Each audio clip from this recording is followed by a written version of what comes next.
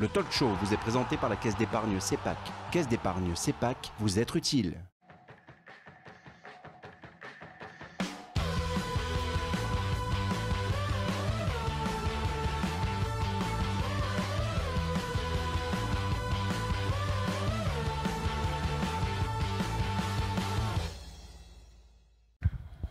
Bonsoir à toutes et à tous, bienvenue sur le plateau du talk show du Phocéen. On rentre dans le sprint final, et qui dit sprint final dit forcément sommaire de l'émission.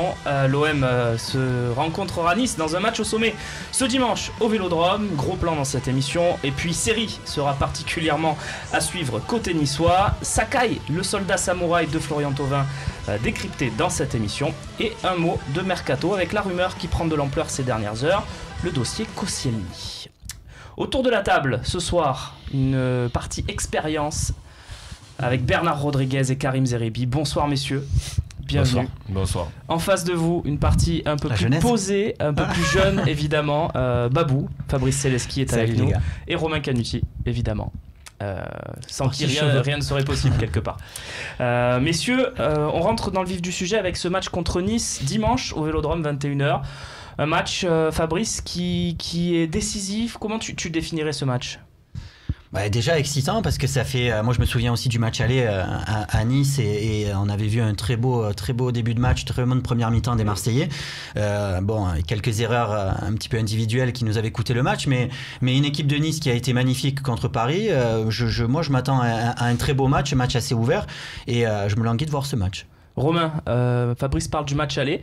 Est-ce que pour toi, c'est pas finalement le match où Passy avait proposé le plus de jeu pour l'OM? Parce que moi, je me souviens d'un match avec un OM qui allait de l'avant, qui savait créer des brèches, qui a mis 2 buts dans ce match. Ouais, mais qui sur la fin faiblit. Évidemment, avec la grosse erreur de Pelé. Et voit surtout sur le banc d'en face un entraîneur qui choisit de changer de schéma avec un repositionnement de Belhanda qui est fatal aux Marseillais. Donc, non, j'éviterai d'embêter notre ami Franck en lui rappelant ce match-là. Mais moi, j'ai très peur de cette rencontre contre Nice parce que je me souviens, je me balade beaucoup dans la ville, je discute avec beaucoup de monde et on est dans un état d'esprit qui me fait peur. C'est que je me rappelle de ça, c'était la dernière année de Guéret, l'avant-dernière journée chez toi, tu joues Lyon et tout le monde se disait on va gagner. On regardait du côté de Bordeaux avec qui on était à la lutte et personne s'imaginait une seule seconde voir l'équipe de Lyon poser des problèmes. Et là, j'ai un peu le même sentiment avec Nice parce que là, on se voit tous gagner Nice et c'est pas bon. J'ai l'impression on se voit tous gagner Nice, Karim ? Non, je suis pas dans cet état d'esprit. Moi, je pense que ce sera un beau match, mais qui est très ouvert. Et je pars pas confiant au point de me dire que c'est plié. Donc on a une équipe de Nice qui quand même fait une saison extraordinaire. Donc, et a démontré sur le dernier match qu'elle a encore de la fraîcheur, qu'elle a encore du ressort, que l'animation du jeu est toujours là, qu'elle a des individualités quand même capables aussi de peser sur nos rencontres. C'est excitant de venir jouer au Stade Vélodrome contre l'Olympique de Marseille. Quand tu t'appelles l'OGC Nice et quand tu es devant au classement et que c'est un derby du Sud, c'est des matchs qui sont fantastiques à jouer. Donc finalement, les Niçois, ils vont venir, jamais de dire sans pression. Sans pression. On parlera des enjeux tout à l'heure. La pression, elle est chez nous. Voilà, la pression, elle est chez nous. Elle est chez nous, hein. Donc, oui. Bon, pour moi, la pression, elle est chez nous. Soit on est capable, effectivement, de confirmer des prestations intéressantes qu'on a été capable de faire, soit on démontre que, là encore, on sait qu'on n'est pas au niveau des équipes qui ont une ambition européenne, mais est-ce qu'on est au niveau des belles équipes françaises aujourd'hui dans le championnat ? J'espère qu'on va démontrer que c'est le cas dimanche contre Nice. Bernard, je serai fortement déçu. On va découvrir ensemble la composition niçoise. Et tu vas peut-être pouvoir nous expliquer, Babou aussi, si tu veux te joindre à Bernard, on sait que vous êtes les chefs tacticiens de cette émission, nous expliquer pourquoi Nice est si brillant cette année, pourquoi le jeu niçois est si beau à voir cette saison. Bernard. D'abord pour revenir à ce qu'on disait tout à l'heure, je pense qu'ils ont une solidité défensive très importante, qu'ils ont des joueurs capables de faire des premières passes très intéressantes, ils ont des latéraux hyper offensifs qui donnent beaucoup de solutions au jeu offensif. Ils ont surtout une animation collective qui est hyper importante, puisqu'on s'aperçoit qu'ils ont perdu Pléa et Cyprien, qui étaient quand même entre guillemets les deux stars de cette équipe, et que malgré tout le collectif est toujours en place, ce qui veut dire que quelque part la vraie identité de cette équipe, elle se situe sur le plan collectif, où il y a beaucoup de mouvements, où il y a une technique individuelle et collective très sûre. Et c'est une équipe, en tout cas, qui pour moi est une des plus agréables à avoir joué. Donc c'est avec un Balotelli qui, malgré tout, fait la meilleure saison depuis de très très longues années. Il te surprend, Balotelli? C'est un joueur un peu imprévisible. Non, il ne me surprend pas parce que ni moi ni personne autour de cette table, on connaît Balotelli depuis très longtemps. Ce qui peut être surprenant, c'est le coup de poker qui a été réussi parce qu'en fait, c'est un vrai coup de poker qu'ils ont fait. Et quand tu vois malgré tous ses stats, même si de temps en temps, il peut être énervant pour ses partenaires, pour l'entraîneur, parce qu'il a des attitudes un peu nonchalantes, mais force est de constater que c'est une vraie plus-value. Il y a des stats, les stats ne disent pas tout.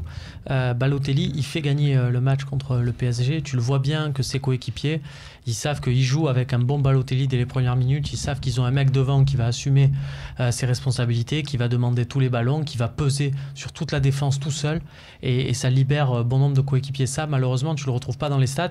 Tu le retrouves si avec son but, et il est bien classé, mais voilà, c'est vraiment, il réussit une super saison. Et je rappelle qu'il est en fin de contrat. Oui, voilà, je vais poser la question à Karim. Peut-être pas en titulaire. Est-ce que c'est le joueur qui te ça plairait? démontre aussi peut-être que le niveau du championnat de France n'est pas si élevé que ça. Je veux dire, tu le trouves pas si énorme, Balotelli? Non, il fait une belle saison, mais comme on dit, c'est une des plus belles saisons qu'il ait fait depuis un moment. C'est vrai. Donc, je veux dire, il arrive à se relancer dans ce championnat de France, dans cette équipe niçoise. C'est aussi synonyme d'un championnat qui n'est pas très élevé, qu'un garçon comme Balotelli qui a de l'expérience quand même aujourd'hui, de la bouteille et des qualités indéniables, même s'il a un côté un peu foufou, un peu loco. Donc il arrive à faire la différence. Mais sur cette équipe niçoise, moi j'ai envie de dire effectivement qu'il se trompe peu en matière de recrutement à Nice. C'est vrai. Il se trompe peu en matière de recrutement. À chaque fois qu'ils font une recrue, dans le schéma niçois, elle est décisive, c'est une pièce maîtresse. Donc j'aimerais effectivement qu'on soit capable, nous, Olympique de Marseille, de se tromper de cette manière-là. On avait parlé il y a quelques temps, enfin Nice avait détaillé leur programme de recrutement, j'avais trouvé ça passionnant. Ils fonctionnaient sur les 3-8, grosso modo, un effectif de 24 joueurs, 8 joueurs formés au club, 8 joueurs dont ils attendent qu'ils prennent de la valeur et qui soient les Cypriens, les Pléa dont parlait Bernard, et puis 8 joueurs comme Dante par exemple ou d'autres dont ils se sont dit on sait qu'on va pas faire des opérations financières dessus, mais c'est des mecs qui vont bonifier l'équipe, qui vont rendre les autres meilleurs, comme par exemple Dante ou Balotelli. On accepte de mettre des gros salaires, même. Ou Paul Baïs, voilà, à différentes échelles. Mais c'est quoi? C'est le côté sportif qui décide de ça? C'est Favre ou c'est les dirigeants? C'est au-dessus, c'est le directeur général Julien Fournier qui était à l'OM, qui était chez nous. voilà. Et moi j'ai vu ce truc pour un club comme Nice. Je sais pas si c'est transposable à l'OM. On avait fait un peu le petit jeu de voir un peu ce que ça. Mais je trouvais ça super. Intelligent. C'est un vrai projet. C'est intelligent. Babou, juste pour conclure sur la compo niçoise, tu as entendu ce qu'a dit Bernard. Moi j'ai envie de te poser une question, est-ce que c'est pas aussi leur force d'avoir un mec très fort par ligne? Si on regarde la colonne vertébrale, Dante, Seri, Belhanda, Balotelli. J'allais te parler de ça, mais quand tu mets la colonne vertébrale, tu mets Baïs aussi, parce que Dante et Baïs, c'est autant il y en a un qui est dans, c'est le fer de lance, c'est Dante parce qu'il est capable de mettre des ballons à chaque fois sur les côtés avec les appels qu'il peut y avoir des Strick ou de Pereira, mais Baïs au niveau défensif aussi, et l'entente qu'il y a entre les deux. On sent que c'est deux patrons, mais c'est pour moi cet axe-là qui est la colonne vertébrale, et les autres c'est des valeurs ajoutées et qui viennent bonifier tout ça. Mais on sent que Seri, Belhanda, Balotelli là, c'est avec Dante, Baïs, c'est les patrons. Et après sur Seri, on sait sa qualité, Belhanda aussi, et Balotelli, moi c'est le Balotelli que je vois à Nice, c'est le Balotelli que je voyais avec l'équipe d'Italie en fait. Pas forcément le Balotelli en club, mais le Balotelli avec l'Italie, qui était centré vraiment sur sa tâche. C'est les autres qui faisaient le jeu, c'est les autres qui s'occupaient de tout ça, mais au niveau de son talent, moi je pense que c'est un joueur, un attaquant qui a le talent des Higuain, des mecs comme ça qui, contre Paris on l'a vu, il a pris un ballon, il s'est retourné, il a écarté les autres, il a frappé au ras du poteau, et ça c'est des qualités rares. Mais quand même chez les psychologiquement attaquants. c'est un garçon qui a besoin, j'ai l'impression qu'on joue pour lui. Exactement. Donc, et là, il est dans une équipe effectivement où il est arrivé un peu comme le Messi. C'est un transfert, c'est vrai, inattendu. C'est un coup de poker.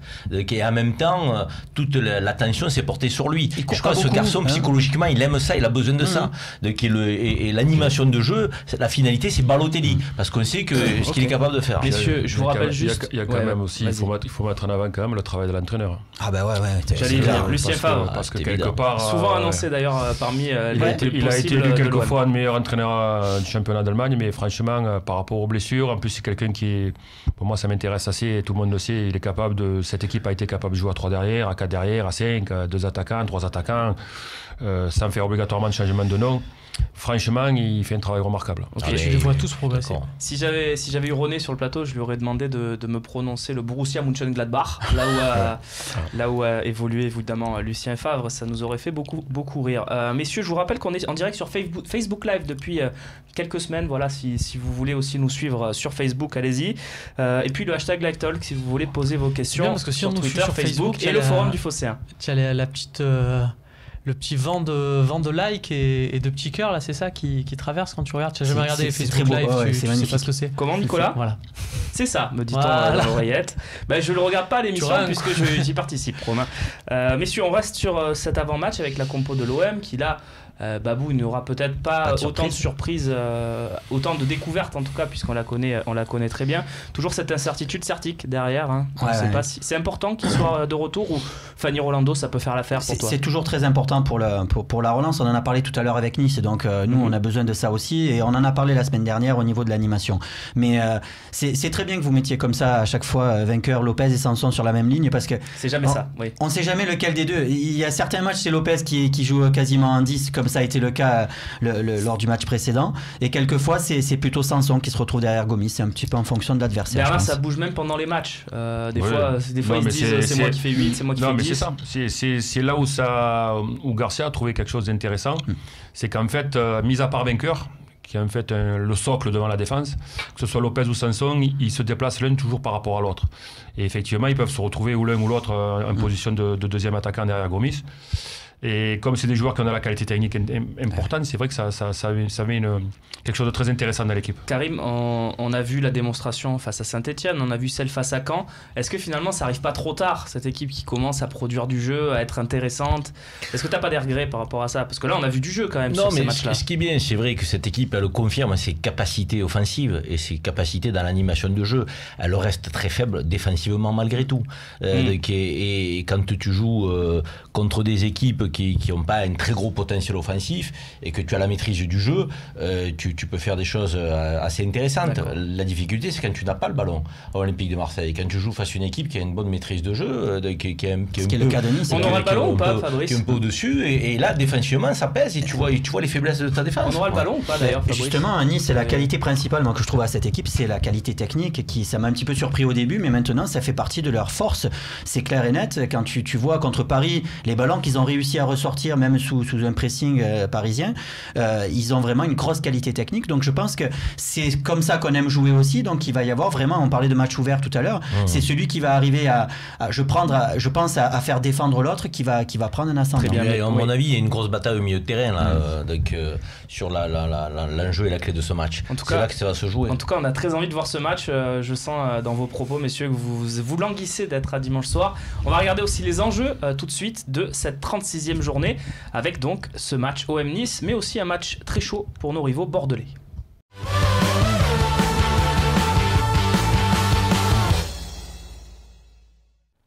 Et oui, il reste 3 journées seulement à disputer. Voici le classement, messieurs, de la Ligue 1. Romain, tu voulais souligner le match qui oppose Bordeaux à Saint-Etienne vendredi. Ouais, c'est super important. Alors, ce qui est bien pour nous, c'est que c'est programmé avant. Du coup, on aura le temps de le digérer et d'aborder du coup Nice et de bien se concentrer là-dessus. Mais Bordeaux-Saint-Etienne, c'est super important. On le sait depuis le début. On pensait que Saint-Etienne allait être encore dans la course à la Ligue Europa et que ça allait être donc une confrontation directe.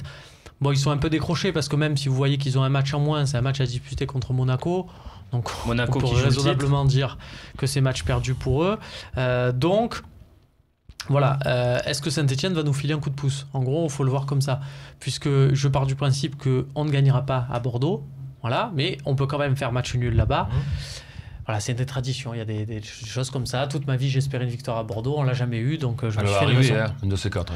Un de ces quatre. Mais il veut pas prendre le risque de dire encore que c'est jouable cette année. Voilà.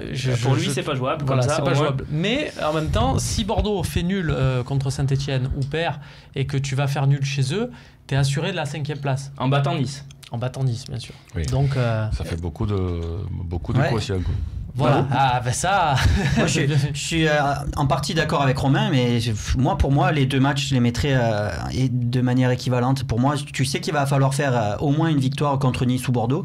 Je me dis que tu fasses le nul à Bordeaux ou le nul contre Nice, de toute manière, il va falloir gagner un de ces deux matchs si tu veux prendre la 5e place. Donc, je sais pas contre qui ce sera le plus facile. Honnêtement, je sais pas si c'est plus facile de battre Nice ou de battre Bordeaux. Qu'est-ce qu'il y a, Karim? Non, moi, je suis la vieille école. On ne peut pas se poser ce genre de questions.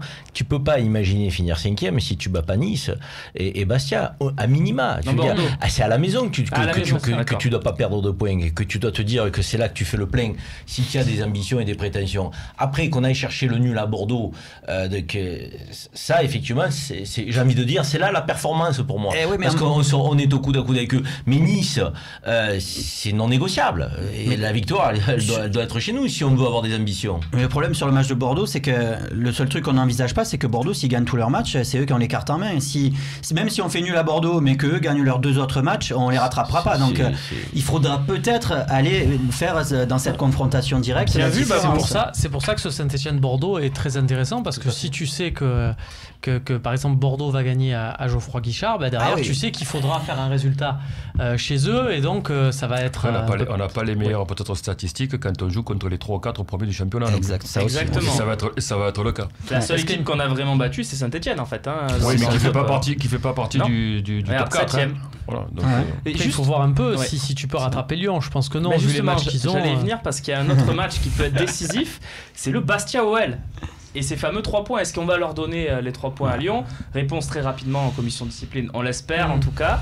Une question aussi de Matthäus Lothar, un ancien joueur. Votre pronostic sur notre nombre de points au soir de la 38e journée? Bon allez, on va faire un petit jeu des pronostics pour faire plaisir à Lothar Matthäus, évidemment. Bernard, combien on en a là on va regarder encore une fois le tableau des points. 55 on en a. 55 On a 55. Moi je vais dire 60. 60, donc une victoire et 2 nuls, si je te suis. Karim, dans le micro peut-être. Pardon, excuse-moi. Pas grave. Non, moi je mise sur 2 victoires et un nul. Donc ça fait 62. Moi je mise sur 2 victoires et un nul. C'est ce que j'avais prévu. 62 aussi. C'est ton pronostic, hein? Oui, c'est mon pronostic. Je dis pas où les victoires, mais 62. C'est beau. Romain? 62. Ah bah messieurs, vous êtes plutôt confiants. Ça fait plaisir à voir. Le plus réaliste, c'est je crois. Sur Lyon, donc ce match contre Bastia, vous faites aucune illusion, ça va être 3 points pour Lyon de plus et ils seront irrattrapables de fait, ou je pense qu'ils vont leur donner les points. Je pense qu'ils vont leur donner. Mais je pense qu'ils vont leur donner après 5 points, sachant qu'ils jouent Nantes, Montpellier. Voilà.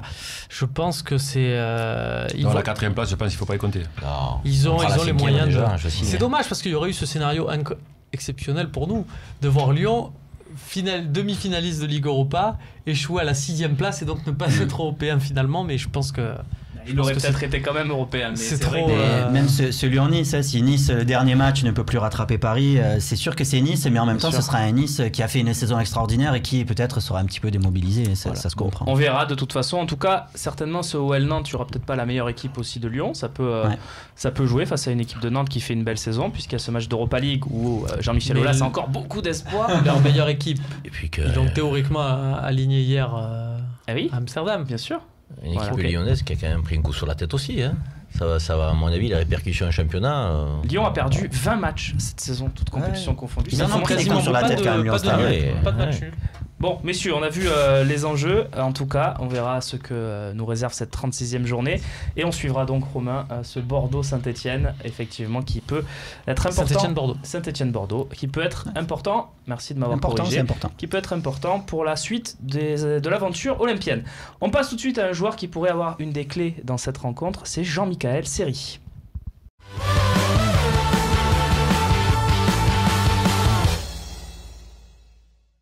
Jean-Michaël Seri, qui fait partie des joueurs peu connus sur lesquels Nice a misé, dont tu parlais, les fameux 8 sur lesquels on attend faire une plus-value. Il arrive du Portugal, personne ne le connaissait, il jouait dans un petit club portugais. Babou, tu le connaissais pas, honnêtement, personne ne le connaissait avant qu'il signe à Nice, non, mais dès la première année, on a vu, je crois, toutes ses qualités. Et toi, tu nous en parlais cet hiver. Voilà, moi je l'avais choisi dans mes 3 joueurs et c'est vrai que des consultants. Quand je vois maintenant, alors c'est vrai qu'il y a beaucoup de choses qui se disent autour de lui, mais je pense qu'il y a pas mal de très bons clubs qui s'y intéressent, mais forcément, puisqu'il a toutes les qualités, on va dire, de joueur moderne de ce poste-là, c'est-à-dire techniquement il est très bon, il est assez puissant, c'est un joueur qui marque aussi des buts, donc forcément pour ce poste-là c'est intéressant. Après je sais pas, tu me diras, là je me tourne vers Romain, mais d'abord la première année à Nice il est prêté et il le rachète au bout de l'année suivante, ils ont envie une option d'achat ou... Je crois qu'il avait acheté directement. Ouais. Il a fait l'an dernier, il avait fait un gros match l'an dernier quand Nice était venu gagner au Vélodrome avec un but de Valère Germain. Je trouve que son rôle a un peu évolué d'une saison à l'autre par rapport à ce que lui demandait Puel, et là il y avait Nampalys Mendy encore en plus avec Favre, ouais, c'est un peu différent. Et moi j'aimerais bien le voir à l'OM. Alors même si c'est pas de la priorité, on en parle à talk après talk, on rêve d'une charnière centrale totalement refaite, d'un grand avant-centre, et c'est vrai que c'est ça qui fait la différence dans une équipe. Donc tu te dis que là, dans un milieu, alors que tu as déjà un milieu vainqueur, Sanson, Lopez, est-ce que tu as vraiment besoin de série? Parce que ça sera très cher, hein, c'est pour ça aussi. Alors, très cher, oui et non. Parce que je te rappelle qu'il y a quelqu'un sur ce plateau, ou pas loin, qui nous avait dit N'Golo Kanté, 9 millions d'euros, c'est très cher. Et qui, au final, s'est pris beaucoup de colibés, malheureusement. Je dis ça parce que aujourd'hui, tout le monde se tourne vers lui en disant il dit ça. Tout le monde, à l'époque, disait non, mais 9 millions pour N'Golo Kanté, c'est n'importe quoi. Maintenant, c'est facile de dire parce que lui c'est enregistré, donc du coup on peut se tomber sur lui facilement, mais tout le monde à l'époque disait N'Golo Kanté, une seule saison en Ligue 1, 9 millions d'euros, sauf qu'on voit que derrière ça s'envole très vite, et maintenant N'Golo Kanté tu peux attendre longtemps avant de le recruter. Donc là peut-être que Série ça peut être le même cas, c'est-à-dire que là Série tu vas peut-être te dire c'est 12, c'est 15, comme tu pouvais te dire 12 c'est cher pour Sanson au Mercato. Je pensais plus 30 hein, moi. Et puis au final ça monte beaucoup. Ça sera de la saison là. Je pense pas. Nice n'a pas non plus la capacité à vendre. Nice ne vend pas un joueur 30 millions d'euros. Mais je pense que ça sera entre 25 et 30. Je suis convaincu. Moi aussi. Mais... Et ça va être très compliqué pour l'Olympique de Marseille de récupérer un joueur comme ça. Il t'intéresse pour l'OM? Non, mais qui l'intéresse pas. Il intéresse tous les clubs européens. C'est un joueur fantastique. C'est pas un bon joueur, c'est un joueur fantastique. Et c'est pas parce que pourquoi fantastique? Juste pourquoi fantastique? Parce qu'il a une capacité à mettre ce que j'appelle l'équipe à l'endroit. C'est-à-dire que chaque fois que le ballon passe par lui, il met tout le temps l'équipe dans le bon sens, il fait des passes qui font mal, qui battent du monde, il est hyper intelligent pour se déplacer. Bon, c'est de la grande qualité, donc je pense que 25 millions, je suis quasi sûr. Mon intervention, elle était sur ça. La question, elle correspond à ce que je voulais dire. Mais il faut qu'on arrête avec ça. Moi, on est tous d'accord. Ouais. On ne joue pas avec 3 joueurs pour une saison entière, donc il ne va pas freiner ni Lopez ni Sanson. Et il ne faut pas qu'on en ait que 3 de joueurs de ce calibre-là. Il ne faut pas se dire on a ces 3 joueurs et après on prend 3 gars qui joueront quasiment jamais. C'est pas vrai. Ils vont tourner au moins à 5 sur le terrain. Surtout que non seulement il peut jouer sentinelle. Il peut jouer sentinelle, c'est vrai. Il peut le faire totalement. Et surtout, tu peux te retrouver dans un truc. Alors, attention les comparaisons, gardez la mesure, mais en Italie, pendant longtemps, tu avais un mec qui portait le numéro 21, que tu mettais numéro 6, et tu le faisais jouer numéro 6 parce que devant, tu mettais 2-8 qui harcelait et qui avait un gros volume d'activité, ce qui lui permettait de travailler ses passes. Si tu mets Série, évidemment. Voilà, si tu mets Série et Sanson au milieu de terrain qui vont courir, qui vont harceler, qui vont mordre des tibias, eh ben Lopez juste derrière, il va pouvoir être dans un équilibre plus intéressant. Je te dis ça, c'est une alchimie. Tant ça marche, tant ça marche pas. Mais le jour où Deschamps, en équipe de France, il a dit je vais mettre Cabaye numéro 6, alors que Cabaye avait joué relayeur toute sa vie, et il a dit je vais mettre Cabaye numéro 6 parce que je vais mettre Pogba et Matuidi devant. Tout le monde s'est dit qu'est-ce qu'il fait Deschamps? Il a gagné 3-0 contre l'Ukraine et il a créé son équipe qui est partie au mondial. Après, pour Série, quand même, il y a une autre considération, c'est les sportives. Elle est sportive, la considération, elle n'est pas que financière. Nice va être vendeur, c'est sûr, mais le petit ne va pas venir jouer dans une équipe qui joue l'Europa League, ce que j'espère pour l'OM, alors qu'il peut d'ores et déjà jouer la Ligue des Champions avec Nice, et qui va être contacté par des gens qui probablement me jouer la Ligue des Champions. Karim, alors, après, il faut être capable. Le garçon a l'avantage qu'on a, c'est qu'il a 25 ans. Un garçon qui a 25 ans, il peut s'inscrire dans un projet ambitieux avec un club qui s'appelle l'Olympique de Marseille, qui veut retrouver son lustre d'antan. Il peut aussi jouer cette carte-là. Toi aussi, tu valides Série? Je valide. Justement, je viens de dire qu'il a 25 ans et pour moi, c'est un élément important dans la capacité qu'on veut se donner de bâtir une équipe qui va, dans la durée, obtenir des résultats probants. Moi, je ne veux pas qu'on prenne que des retraités ou des pré-retraités. Je pense que quand j'entends parler de Cabaye, je suis un peu inquiet. Je dis la vérité. Entre Cabaye et Série, moi, je prends Série. Il n'y a pas photo. Je mets 3 fois plus sur Série parce que je mise sur les fondations d'une équipe qui doit, dans les 2, 3, 4, 5 ans, à un moment donné, donné, atteindre le quota européen. Avec Cabaye, je joue l'année qui vient, quoi. Basta. Et je n'ai pas envie qu'on fasse que des recrutements de ce type. Ma seule question pour conclure cette partie sur Seri, si l'OM ne recrute que Seri au milieu de terrain et garde donc ces 4 milieux qu'ils ont actuellement, Lopez, Vainqueur, Sanson et Zambo, oui, avec Vainqueur aussi, donc recrute Seri et Vainqueur, tout à fait Romain. Est-ce que c'est suffisant? Ça vous comblerait de plaisir? Oui. À condition que tu prennes 2 joueurs en défense centrale. On parle de milieu de terrain. Mais je me satisferais de ce recrutement au milieu de terrain unique si derrière je sais qu'il y a une solidité défensive qui pourra me permettre à mon milieu de terrain de travailler, de s'organiser, d'animer le jeu. Certic qui est là aussi si jamais il faut dépanner vraiment. Voilà, donc ça fait un milieu intéressant. C'est pour moi, ça me fait plaisir. C'est cadeau. Très bien messieurs, on enchaîne, on va parler de Sakai et puis après un petit peu de Yohan Pelé et puis on parlera pour faire plaisir à Karim mais aussi pour vous faire plaisir à tous de renforcer cette fameuse défense centrale. On passe tout de suite à Hiroki. Ça fera plaisir à beaucoup de monde. Sakai.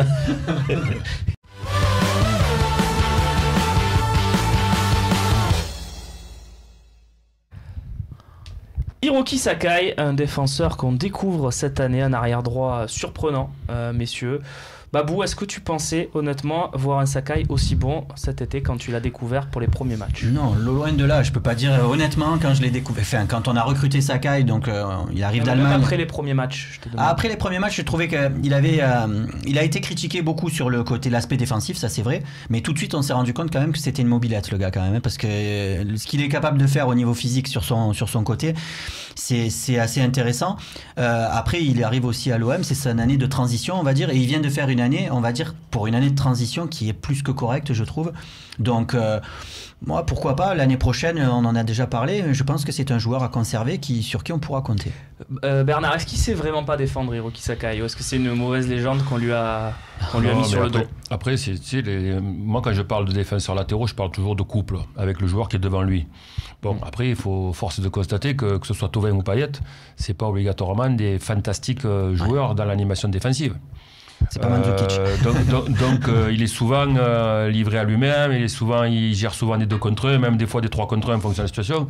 Donc c'est assez compliqué pour lui de gérer. Par contre, je rejoins Babou, où je pense que franchement, pour moi, il fait une très bonne saison.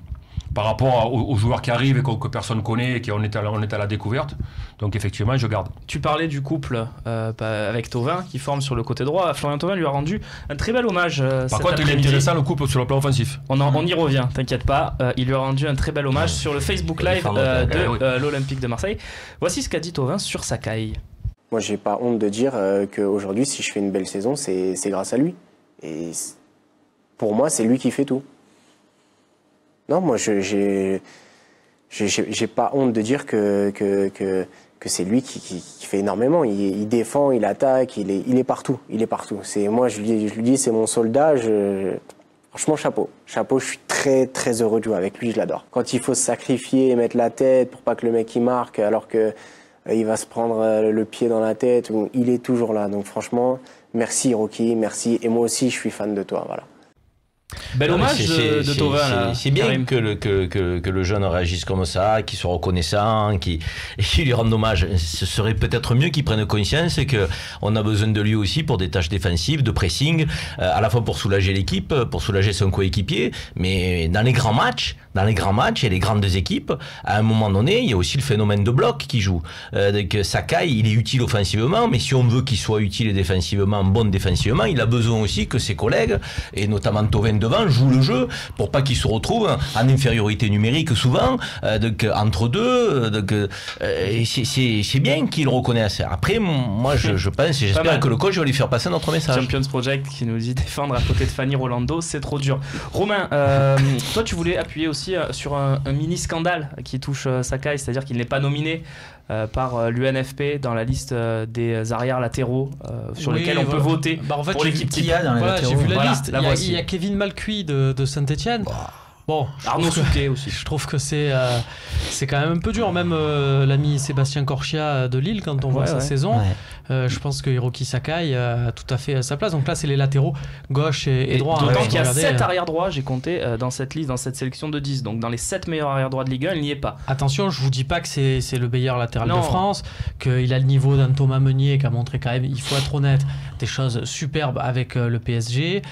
Djibril City pareil. Après, dans le style, t'as un Raphaël qui a fait une très bonne saison offensivement. Défensivement, lui aussi. Il défend même moins bien que Sakai. Hein. Moi, la paire de Monaco, elle est quand même, elle est magnifique. Elle est quand même magnifique. Sakai, il y a quand même des choses avec lui que on lui pardonne. Et c'est là aussi où il y a. Enfin, sa saison, il arrive au tout début, les matchs de préparation, il est très bon. Tous les gens se disent on a fait une super recrue. Les premiers matchs de championnat, il est bien en difficulté. Après, il y a cette période où on le voit faire 800 appels pour Thauvin dans le couloir et être jamais servi. Donc, c'est vrai. Il y a le public qui commence à avoir une petite empathie pour lui en se disant putain, ce mec, il est jamais récompensé.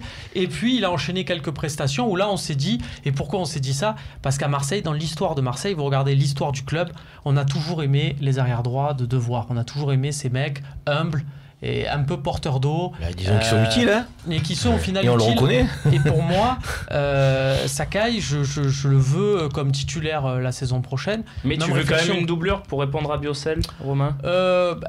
Techniquement, oui. Je veux une doublure parce qu'il n'y a personne là. Il y a Fanny, quoi. Il y a Rod Fanny, mais dont ce n'est plus le poste. Il le reconnaît lui-même. Et il y a Boubacar Kamara qui a fait un match à ce poste-là, qui s'en est pas trop mal sorti, mais c'était en Coupe de la Ligue à Sochaux. Voilà, c'est pas non plus son poste. Donc oui, techniquement, il faut une doublure. Maintenant, moi je prendrais bien par exemple un joueur de Ligue 2 dont tu sais qu'il a encore un an pour se faire la main et de laisser Sakai titulaire pour une simple et bonne raison. Pour moi, tu t'apprêtes à changer le gardien, tu t'apprêtes à changer la charnière. Mais Sakai, c'est le joueur type, selon moi, avec une équipe renforcée au poste clé, qui peut franchir encore un palier.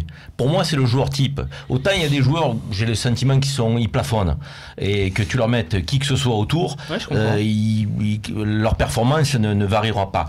Là, j'ai le sentiment que ce garçon, il a une hélice dans le ventre. Donc c'est une, comme il a dit, c'est une mobilette. Je veux dire et son activité sera d'autant plus, à mon avis, efficace pour l'équipe et pour le collectif s'il est bien entouré. Et je suis convaincu que ce garçon, avec une défense renforcée, avec un milieu de terrain solide, une épine dorsale de l'Olympique de Marseille et des joueurs un peu cadres, il va franchir un palier supplémentaire. Il faut le garder, ce garçon. Il faut miser sur lui. On va lancer un sondage sur les réseaux sociaux.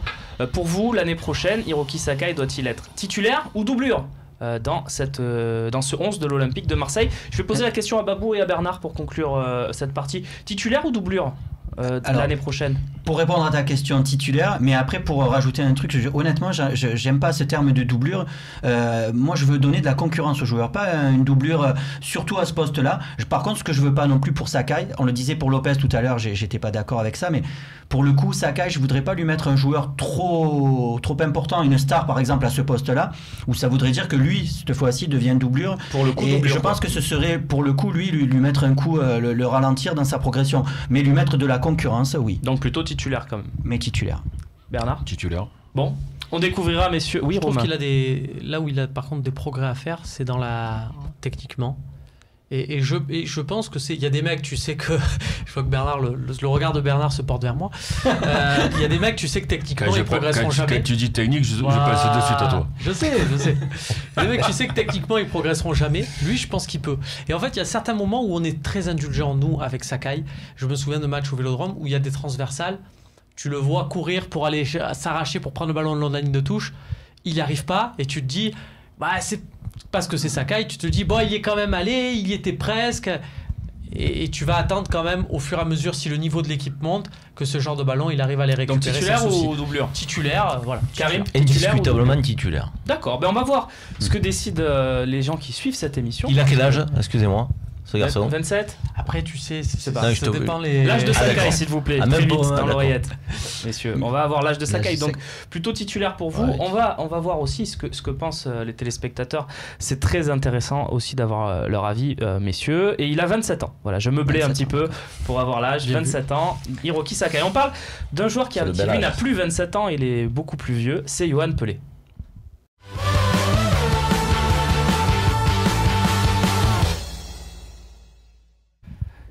C'est intéressant ce truc de l'âge là, parce que du coup ça me met une question en tête et je vais la poser à Babou. Babou, si Pelé il avait 27 ans, est-ce que tu recruterais un gardien pour l'année prochaine?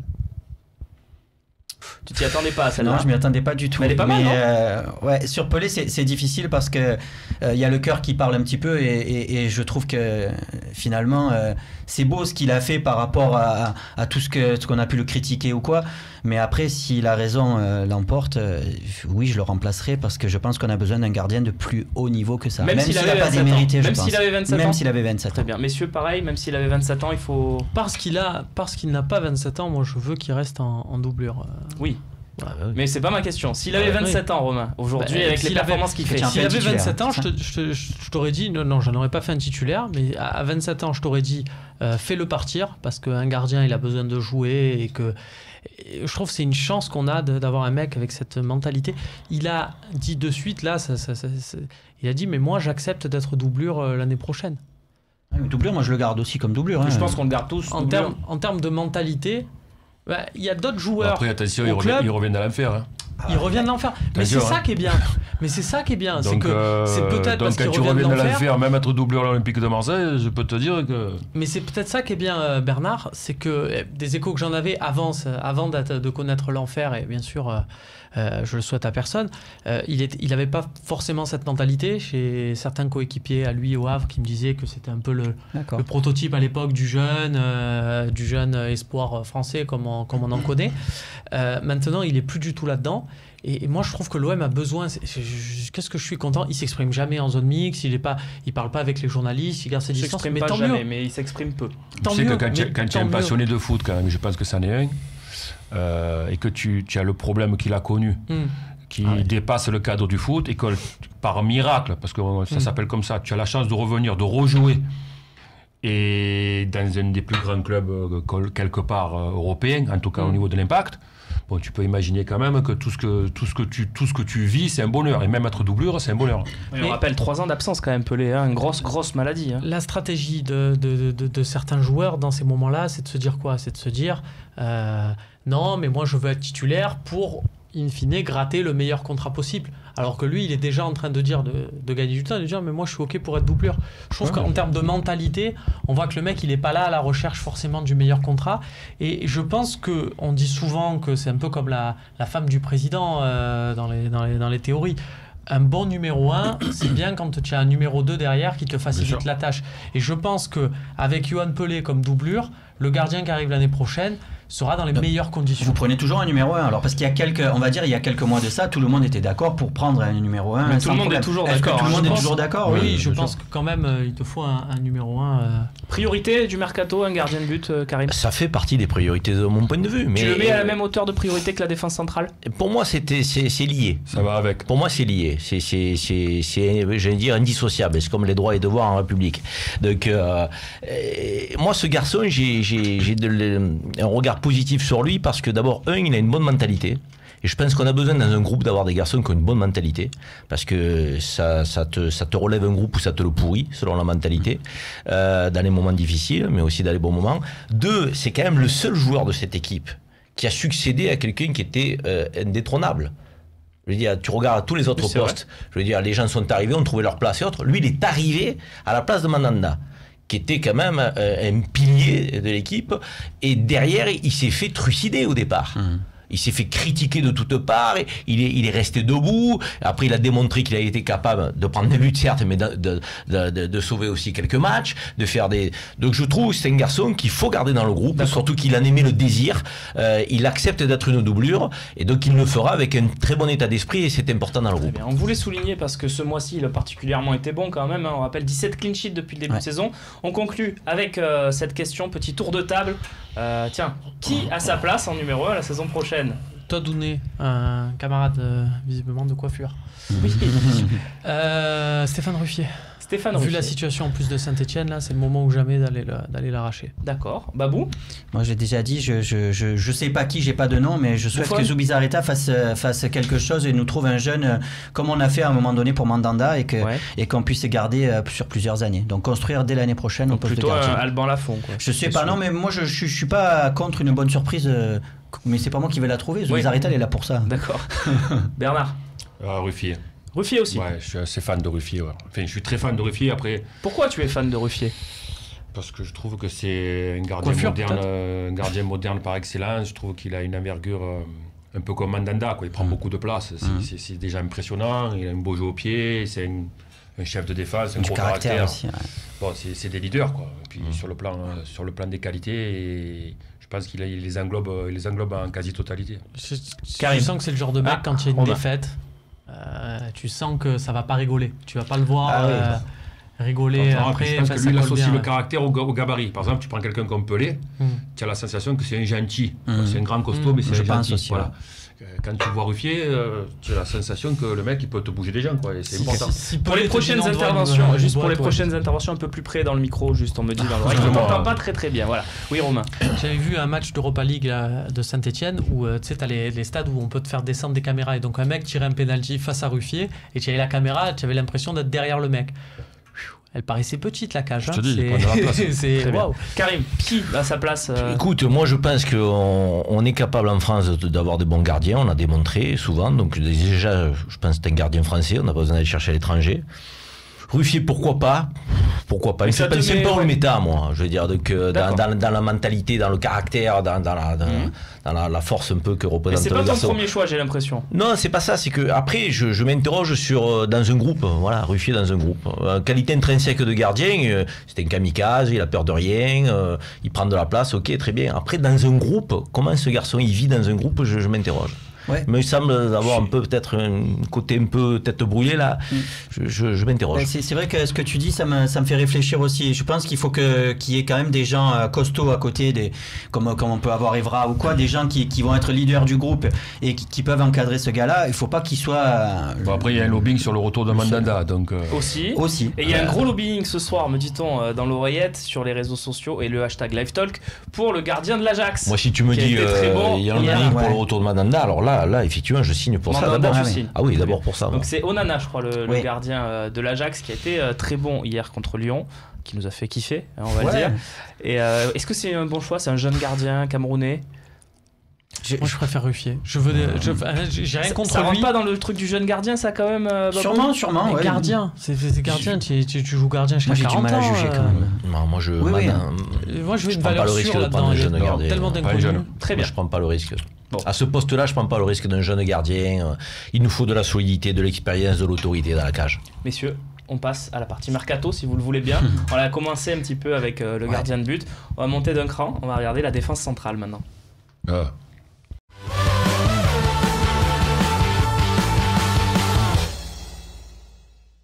Ça sera déjà moins cher. Et ça fait 2 émissions qu'on vous propose de parler de la défense centrale. C'était, j'allais dire lundi, mais non, c'était mardi. Et d'ailleurs, on se retrouvera également mardi, puisque jour férié lundi, on se retrouvera mardi pour parler de la défense centrale. Donc je disais mardi, on vous demandait, enfin pas à vous, enfin toi tu étais là, on demandait quel patron pour la défense centrale. Il fallait choisir un patron. Et avec Romain, on avait passé l'après-midi à chercher tous les défenseurs centraux d'Europe et on avait fait une liste de 15 joueurs. On avait surtout fait 3 catégories distinctes, à savoir des joueurs qui sont doublures dans les très grands clubs, donc tu te dis il y a peut-être une possibilité d'aller les chercher, des joueurs qui vont être sur le marché, un marché dont on sait que City, United vont chercher, par exemple Koscielny, c'est un joueur qu'on annonce sur le marché, mais on sait que Manchester City est intéressé. Ceci dit, Manchester City était aussi intéressé par Laporte, donc par le biais d'un jeu de chaise musicale, l'OM pourrait quand même tirer son épingle du jeu là-dessus. Et la troisième catégorie, les petits clubs. On a mis des clubs qui jouent pas la Ligue des Champions, donc si l'OM vient taper à la porte, par exemple de la Lazio, de Stéphane De Vrij ou d'Abdenot à Valence, bon ben voilà, on est quand même bien écouté. Karim, je sais que c'est un dossier qui te tient particulièrement à cœur, qui est compliqué. Alors là, attention, je sais que tu veux 2 défenseurs centraux, mais là on cherche le patron de la défense, le taulier, celui qui va pouvoir diriger l'autre recrue que tu vas prendre en défense centrale, puisque là on cherche vraiment le patron. Et c'est Koscielny qui arrive en tête. Alors Koscielny, est-ce que c'est un nom qui te séduit suffisamment, Karim? Pour être le patron, j'ai mis un doute. Pour être le complément au patron, je dis oui. Alors tu sais quoi? Mais pour être le patron, très franchement, je porte plus d'ambition que ça la chasse centrale de l'Olympique de Marseille. On va faire un petit duel, voilà. Je sais que Romain Canuti n'a pas le même avis que toi, donc je vous oppose en duel, messieurs, instantané comme ça.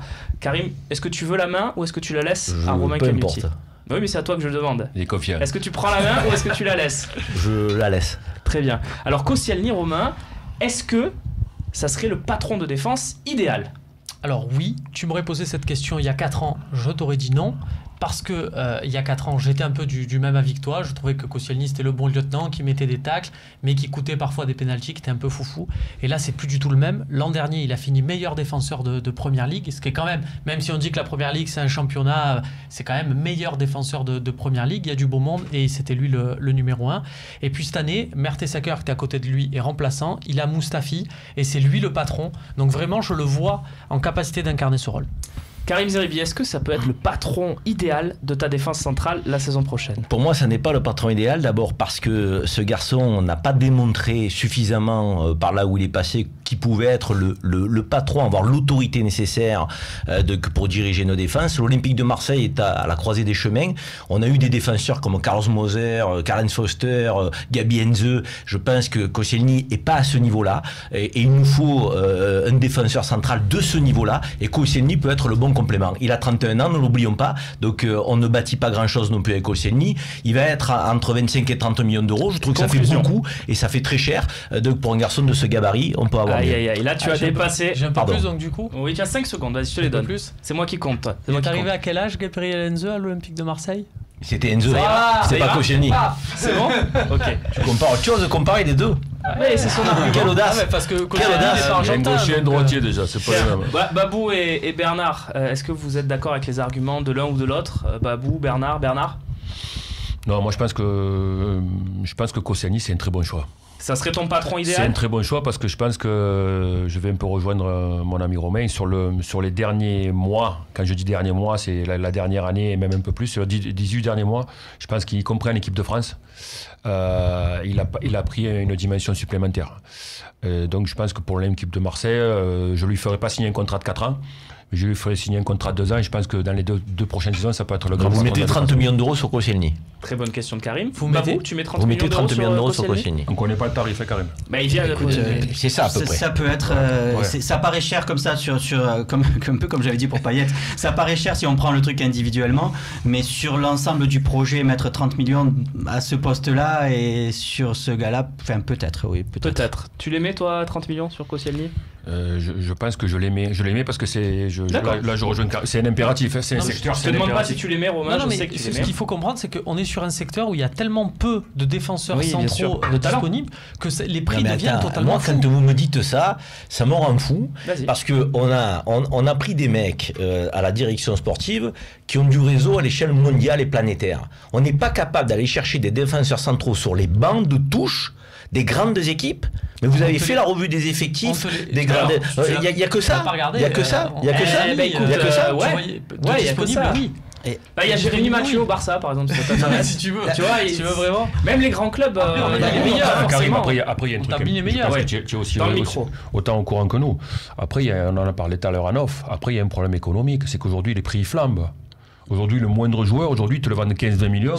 Stones a été transféré de Everton à Manchester. C'est bien pour ça que je suis en train de te dire, je préfère avoir un prêt pour bâtir une équipe solide avec des gens qui sont dans des grands clubs européens, qui ne jouent pas, qui ont besoin de temps de jeu, qui ont besoin de franchir un palier, de jouer. Et l'Olympique de Marseille peut être, j'ai envie de dire, une belle équipe d'accueil pour ce genre de joueurs, plutôt que d'aller miser 30 millions d'euros sur un mec de 31 ans. Tu préférais Kurt Zouma pour schématiser, par exemple, qui est remplaçant à Chelsea. Ouais, mais là, alors, moi je n'ai pas parlé de ça parce que je croyais qu'on était sur le patron. Après, on parle de 2 défenseurs. Ah non, on parle du patron. Voilà, pour le patron, pour moi, Kurt Zouma ne serait pas le patron de la défense de l'OM. Mais par contre, pour moi, il serait le complément idéal à un Koscielny. Oui, donc toi tu prends Kurt Zouma et Koscielny. Mais Kurt Zouma, il est en prêt. Mais de toute manière, dans le choix, je pense autour de la table, si tu fais un tour de table, on est conscient qu'il en faut 2. Ah oui, mais alors en avoir 2 de ce talent-là, si ça arrive, on est très fort. Il en faut 2 costauds. Un achat, un prêt. Koscielny, concrètement, je pense que c'est ce que l'OM peut-être peut faire de mieux. Je comprends Karim quand il dit c'est pas peut-être la star qu'il attendrait, parce que y a des joueurs peut-être qui sont un plus renommés, plus cotés, mais après le problème c'est que je pense que les Lindelof, on a vu, il y a Lindelof, je pense qu'il s'est orienté Manchester et je pense pas qu'on pourra toucher. Et puis ils avaient refusé, on le disait mardi, 40 millions d'euros. Aymeric Laporte, pareil, je pense que c'est intouchable pour nous parce que c'est des joueurs qui sont pour l'instant, qui vont être les animateurs du mercato dans ce poste-là. Ta chance, c'est peut-être Benassia ou un Koscielny ou Abdenour aussi, ça me tente très bien. En tout cas, moi je veux associer à un patron un gars qui physiquement pourrait faire mal à des attaquants. Donc Koscielny, Pépé. Si tu veux, mais un patron méchant, ça. et un Zouma ou un. Ouais, c'est vrai que Abdel Koscielny Nour, Pépé, voilà. tu finis pas Il tous les faut matchs des à défenseurs. faire. Il faut changer la règle du penalty.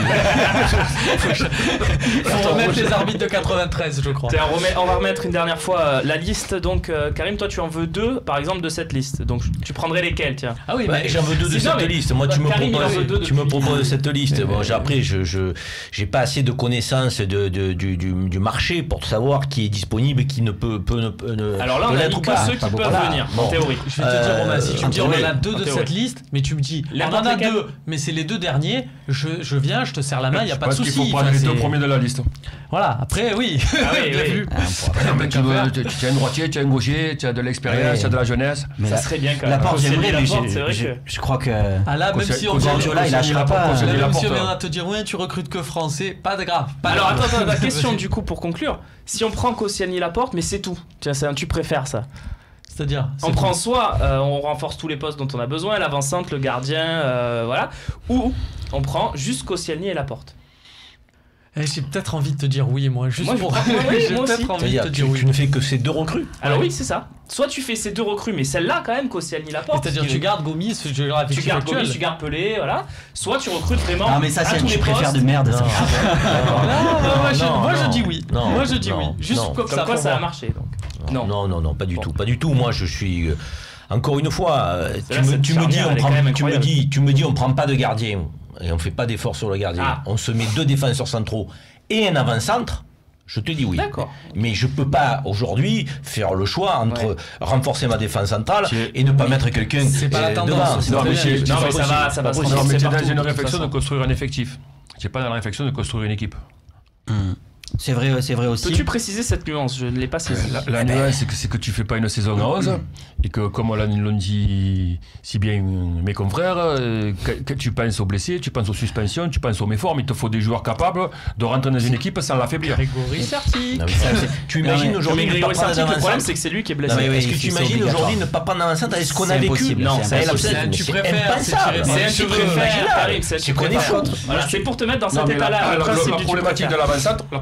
l'avant-centre, excuse-moi, Oui, vas-y. c'est que des déclarations que je lis, Gomis veut pas être doublure. Et c'est-à-dire que si tu prends un gros attaquant dont je pense que l'OM a besoin, ça veut dire que tu risques de perdre Gomis, ou alors il faut que l'entraîneur change d'organisation. Il C'est-à-dire qu'il faut changera jouer- pas. Non, il changera pas. Je pense pas. Donc, il va avoir, je pense, un problème, parce que Gomis ne va pas vouloir rester dans un statut Tout à fait. de doublure. Donc ça va être. Non, Oui. À mon avis, hein. Moi, je à mon pense, avis. moi, je Oui. pense qu'il veut rester dans un statut de Il- doublure, il- mais c'est avec le un meilleur bon moyen salaire. de Il négocier est son dans cette salaire. posture, c'est de normal. partir Tu du mets-toi à sa principe place. qu'il le bien veut sûr. pas et que finalement il dira bon ça va, je reste Je suis doublure. assez d'accord avec ça. Mais C'est une manière pour lui de bosse. mettre la pression sur les dirigeants.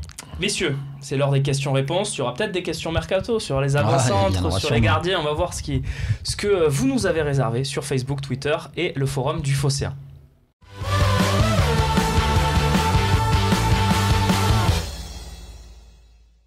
Ça me permet de saluer aujourd'hui à la réalisation Nicolas Chabert et Stéphane Bringuier. Un petit bisou aussi à Rémi qui se remet d'une opération des dents de sagesse. Ça fait toujours très mal, on le sait. Je sais pas qui a eu ça. Ah ouais. Moi j'ai Mais eu. c'est bon moi signe, aussi. c'est que tu as des dents, hein, déjà. C'est vrai. Moi j'ai eu, ça m'a fait très très mal. Romain, t'as eu toi les dents de sagesse? Ouais, C'est très douloureux. On pensez pour Rémi, voilà, ce soir. Et pensez aussi, évidemment, pour Maxence Volpe, l'habitué du jeudi, je sais plus. Non, du lundi. Max. Qui fête ses 40 ans. Bon anniversaire, Max. Je sais que beaucoup autour du plateau voulaient le souhaiter. Voilà, je pense que c'est fait. Ouais, Il est fait par les anniversaire, 40, je te dis. Hein. Il est plus affûté maintenant à 40 Ah ouais que ce qu'il a été avant. Ouais, Il est plus il affûté en que pleine toi forme. Ah oui, tu rigoles ou quoi C'est Il est vrai. plus affûté que ce qu'il était à pas 20 ans, sûr. Max. On fera un jour des talk show bonus, des trucs comme ça. On racontera que s'il est aussi affûté, c'est grâce à son frère, Sébastien Volpe, qui a su le motiver comme jamais dans une belle période de leur vie. Voilà. Histoire cadeau. Belle digression. On regarde le résultat sur Hiroki Sakai pour commencer. Voilà, 72% le veulent titulaire. C'est une évolution quand même importante. Rappelle-toi, Romain, en début de saison, même à la trêve, c'était peut-être pas à cette proportion-là. Ouais, il était intermédiaire project, si je me souviens bien. Donc c'est très bien. Et puis, comme je te disais, l'OM, tu as toujours eu des bonnards, des joueurs comme ça à droite. Même Brice Djadjedje, par exemple, qui n'était pas forcément le plus talentueux des latéraux, mais Apprécié un joueur voilà, qui suivait son coach jusqu'au bout. On rentre dans le vif du sujet. Tiens, garde la parole, Romain. Info ou intox pour Fabregas, vu son salaire, nous dit la scène Fadel. C'est pas que vu son salaire, c'est aussi vu son poste. Là, on parlait tout à l'heure de série en se disant c'est lui, il peut jouer sentinelle. Fabregas, lui, non, il ne peut pas jouer sentinelle. Lui, c'est vraiment exactement le même que Morgan Sanson. En un peu plus fort, on est d'accord. C'est quand même Cesc Fabregas. Il a fait quand même des choses. C'est pas là qu'on doit faire l'effort. Non, voilà. Je pense qu'on a tellement d'autres postes à recruter. Maintenant, si tu me dis on fait Fabregas pour le faire jouer en faux numéro 9, on prend pas d'attaquant, mais à la place c'est Fabregas qui joue faux numéro 9. Ça reste quand même Fabregas. Faut pas. Il est toujours aussi fort qu'avant, Babou, Fabregas. Moi, j'ai l'impression qu'il décline quand même depuis plusieurs saisons. Physiquement, ça commence à être un petit peu plus compliqué pour lui. Parce qu'il est encore jeune, mais il a commencé à 15 ans, quoi. Oui, voilà, c'est ça. Donc, encore jeune, il a quand même. Il a 30 ans, non, Fabregas? Oui, voilà, il a plus 20 ans quand même. Oui, mais c'est jeune, 30 ans. Il est de 87, donc. 30 ans. Voilà, je pense que c'est pas le genre de joueur, en tout cas, que moi j'estime que l'OM dont l'OM a besoin. Je pense qu'on a besoin de gars un peu plus physiques que ça, et je pense que ça manque un peu de muscle au milieu, en fait, et c'est pas lui qui va en amener. Fabregas, c'est génial quand tu as une équipe qui tourne et tu prends Fabregas. Ouais. Parce que ça va être le plus, tu vois, ce que je veux dire. Et c'est pas un mec qui te traverse sur tu veux dire que c'est la cerise sur le gâteau, mais il faut faire le gâteau. Faut faire le gâteau. Vous êtes tous d'accord, messieurs. Romain, juste info ou intox à ton avis, Fabregas? Tu n'as pas répondu vraiment à la question. Pour moi, c'est intox, mais c'est une intox qui quelque part profite à l'OM.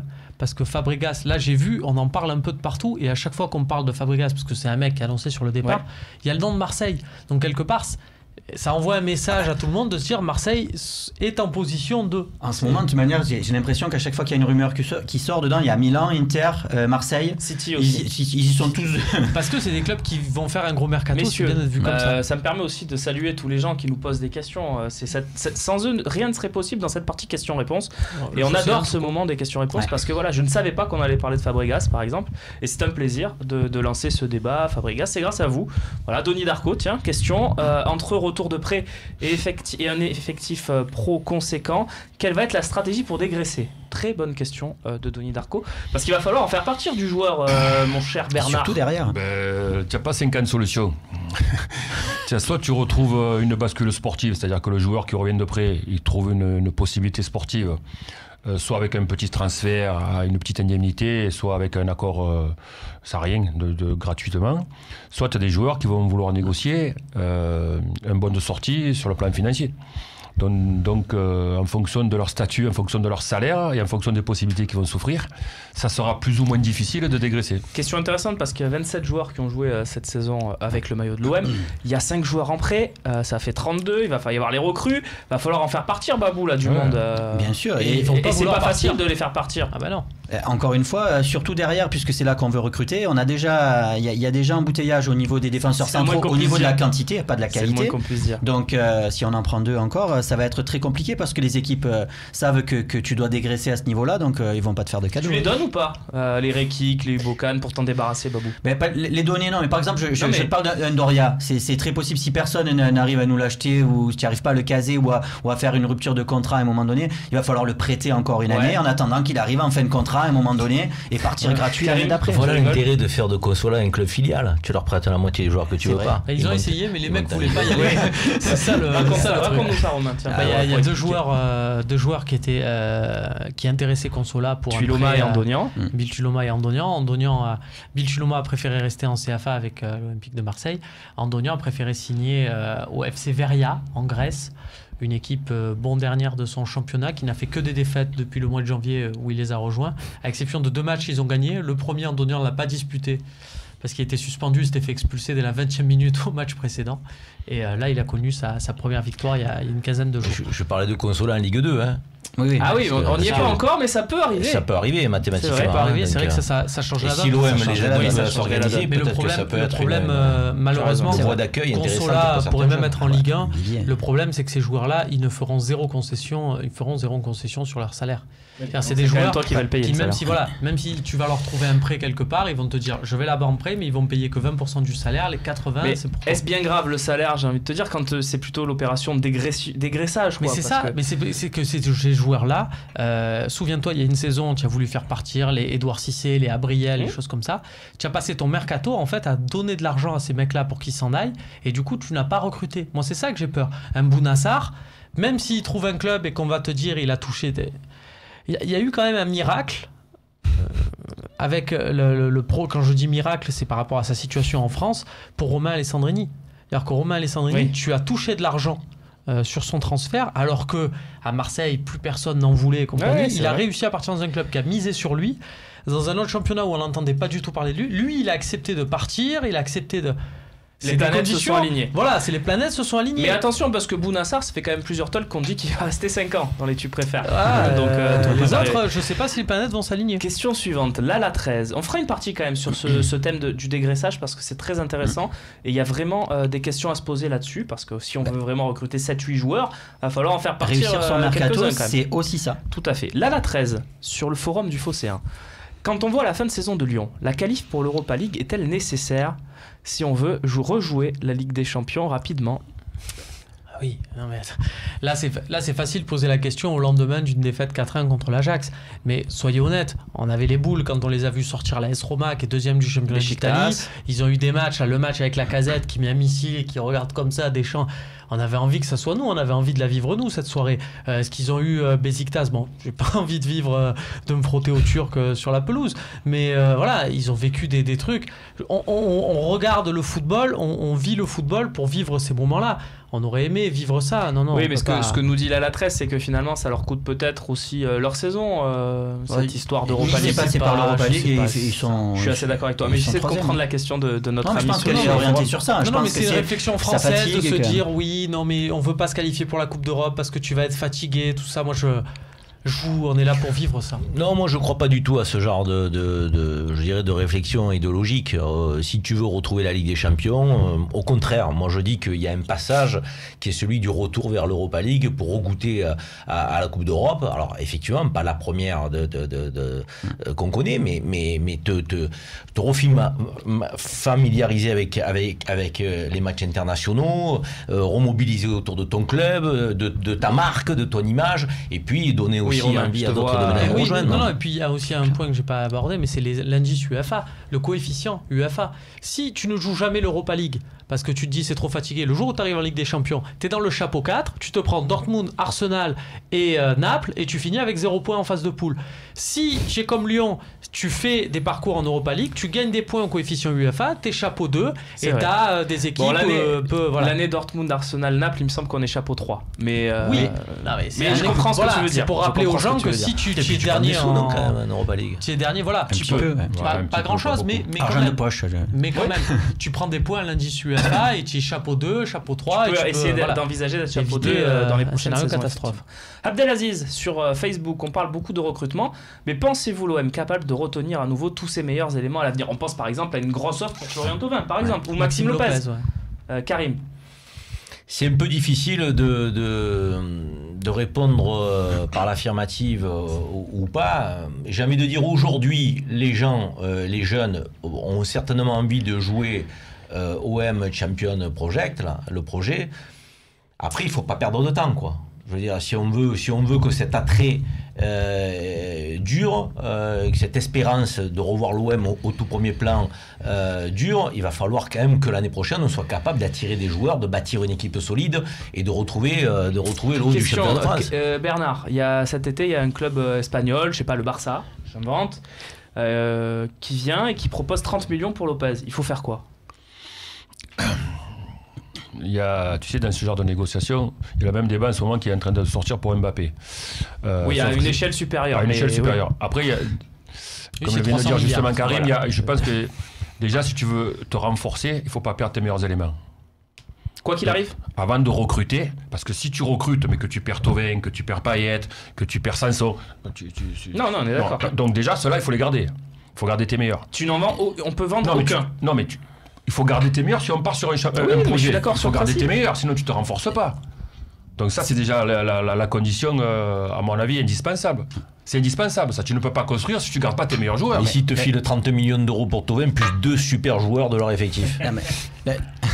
La question... Je ne suis pas convaincu. Je suis pas convaincu parce que tu préfères aussi, Karim. Tu joues aussi ou tu préfères, toi? Tu t'es laissé... Non, mais La question est intéressante, je trouve, comme elle est posée. C'est cette année, je suis d'accord avec Bert, cette année, moi je laisse partir personne. Parce qu'on est en train de construire. On a commencé au mercato et cette année, même peu importe 30 millions, pas 30 millions, je m'en fous, je veux construire quelque chose. Par contre, est-ce que l'OM à l'avenir est destiné à vendre certains joueurs? Oui, parce c'est une entreprise, ça va être le même modèle que Monaco. C'est la même chose que fait la Juve aussi quand il laisse partir des Pogba, tout ça. Mais c'est une stratégie qui permet à chaque fois de se maintenir à haut niveau. Si on arrive à être comme Monaco ou comme la Juve, moi je suis partant et je sais qu'un jour, peut-être dans 2 ans, 3 ans, il faudra laisser partir Thauvin peut-être, mais à ce moment-là, si avec cet argent-là, claquer 100 millions d'euros sans jamais faire rentrer. Exactement. À chaque mercato, mais si tu peux vendre des joueurs à ce prix-là, ça veut dire que tu as une équipe qui tourne et que tu vas en acheter d'autres. Très important. Conclusion. J'aime pas trop comment enfin, j'aime pas trop. Je veux préciser quelque chose par rapport à la tournure de la question. Faut limite mettre ça dans les mains des joueurs. C'est-à-dire qu'il faut dire aux joueurs, voilà, on est en train de monter un truc, donc les offres, vous avez qu'à dire de vous-même, ça ne m'intéresse pas. Un Lopez, il sait qu'ici, il va avoir beaucoup plus de temps de jeu que n'importe où ailleurs. Ça lui a été prouvé cette saison. Voilà, donc continue. J'ai pas envie d'un club qui se mette non plus à genoux, comme je me souviens à un moment donné du PSG avec Paoletta, où ils avaient peur que Paoletta aille à Lyon, il lui avait donné 4 fois plus que n'importe qui d'autre dans le vestiaire en disant il faut qu'on te garde, tiens. Voilà. J'aimerais d'un club qui quand même arrive à quand même se faire respecter pour à terme être comme dit Babou avec la Juve, où dès qu'un joueur est trop important à la Juve, trop important, excuse-moi, ça dégage. L'année où Zidane est vendu, la Juve est meilleure la saison d'après. Ils ont pris Nedved, Thuram. Si tu perds Marcelo Salas. Et Marcelo Salas. Mais ça, c'est quelque chose que tu ne peux pas mettre en place au moment où on se parle.